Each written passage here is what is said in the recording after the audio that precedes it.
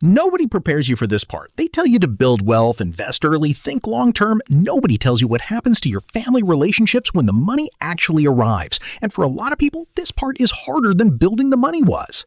This isn't a video about hating your family or cutting people off. This is a video about something real that happens to almost every person who significantly elevates their financial position. And understanding it before it happens to you is one of the most valuable things you can do.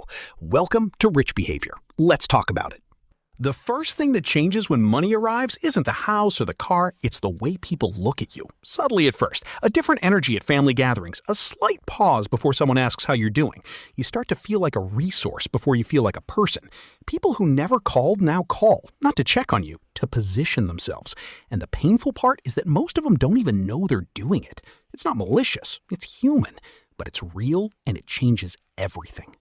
It starts with one, a cousin. A sibling, a parent, someone who has always struggled financially comes to you with a story, and the story is always urgent, always reasonable, always temporary. Just this once, just until they get back on their feet. And here's where it gets complicated. You love these people. You remember where you came from. You remember who helped you when you had nothing. So you help.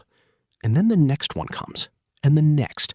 And before long, you're not a family member anymore. You're a bank. And banks don't get love. Banks get withdrawal requests. Here's the part nobody warns you about. Some family members won't ask you for money. They'll just resent you for having it. They'll call you arrogant for setting boundaries. They'll say you've changed, and they'll say it like it's an insult. They'll minimize your achievements. They'll bring up every mistake you've ever made. They'll find a way to keep you small because your growth makes them feel something uncomfortable about their own lives. And the hardest part? You can't fix that. You cannot love someone into being happy for you. Not everyone gets louder when you build wealth. Some people just quietly disappear. Friends who were there through the struggle, gone. Not because they hate you, because the version of you that needed them no longer exists. And some people, whether they admit it or not, built their identity around being more successful than you. The moment that changed, the friendship stopped making sense to them. Losing those people hurts, but keeping them at the cost of your growth would have hurt more. Nobody talks about the guilt. The guilt of eating at a restaurant your family can't afford. The guilt of a holiday you don't post about because you don't want anyone to see. The guilt of upgrading your home while someone you love is still struggling. Survivor's guilt isn't just for war.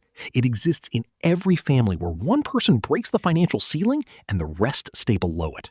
And that guilt, if you don't deal with it, will cause you to make financial decisions from emotion instead of strategy. And those decisions will take you straight back to where you started. So what do you actually do? First, decide what you will and won't do before anyone asks. Not in the moment, before. Because in the moment, emotion runs the decision.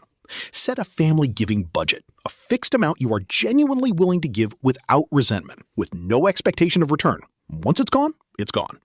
Second, separate love from money.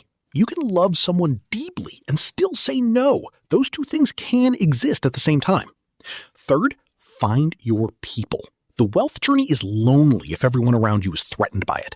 Deliberately build relationships with people who are building too, not to replace your family, but to have somewhere your growth is celebrated instead of interrogated.